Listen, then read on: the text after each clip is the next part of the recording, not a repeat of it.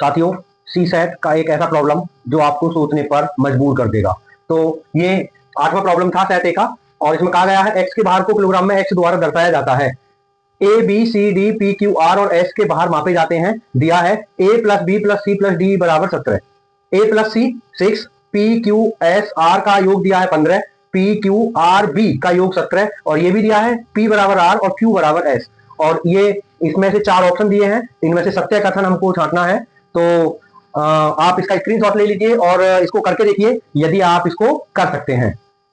यदि आपसे नहीं इसका सॉल्यूशन हो रहा है तो आइए देखते हैं कैसे इसके सॉल्यूशन की तरफ बढ़ा जाए, या कहिए कि किस तरह हम सोच सकते हैं।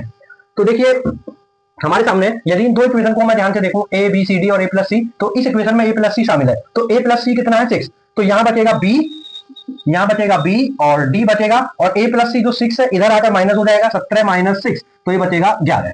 अब आगे सोचते हैं, ये ए बी से अलग है, P Q S D P Q R B, minus करने से हमको ज्यादा कुछ नहीं मिलेगा, लेकिन यदि हम इन दोनों को प्लस कर लेते हैं, इन दोनों इक्वेशन को प्लस कीजिए तो 2p प्लस 2q, तो 2p प्लस q ऐसा हम लिख सकते हैं।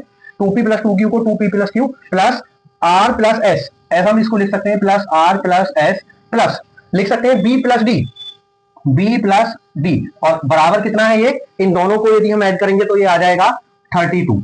तो अब हमको ये दिया गया है यहां पर कि r बराबर s, तो q बराबर r बराबर p बराबर r, q बराबर s, p बराबर इसको मैं p से रिप्लेस कर सकता हूं और इसको मैं रिप्लेस कर सकता हूं q से। तो ऐसा हम करें तो 2p प्लस q, और ये भी हो जाएगा p प्लस q, तो ये हो जाएगा 3p plus q, 3p plus q plus b plus d, ऊपर 11 है तो ये 11 उधर जाकर माइनस का हो जाएगा, तो 32 माइनस 11 हो जाएगा 21।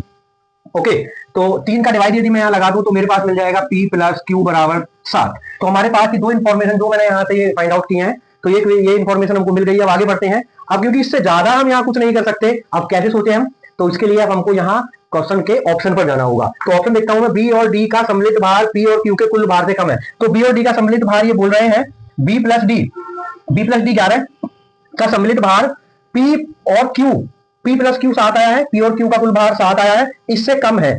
ये बोल रहे हैं कि ये इससे कम है, जो गलत है।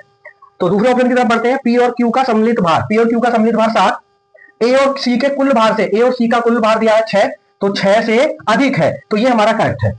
तो इसलिए इसका जो बी ऑप्शन है ये यहाँ करेक्ट ऑप्शन